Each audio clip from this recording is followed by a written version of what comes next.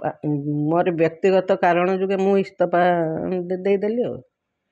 कौन निर्दिष्ट किसी अच्छी दल दल भितर आपन को कौन ठेसा कराला कि दल में आपको गुरुत्व दिया ना जहाँफल कि आप निष्पत्ति नापी बाध्य हेले सेमती किसी ना कौन एमती हठात डिसीजन ने हठात डिसीजन नबार कारण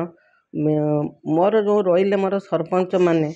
से माने मोर जो विकास धारा को लेकिन आसिक शिक्षयित्री जीवन रू आसिक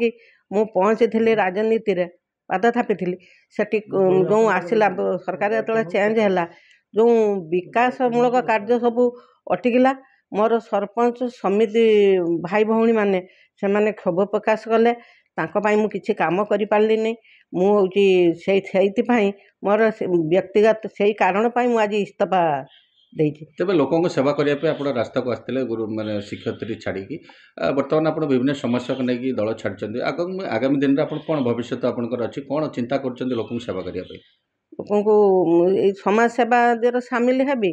किंतु लोकों काम करेंगे लोकों जो काम न हम से कौन करहब आपण मैंने कहतु से कौन करहब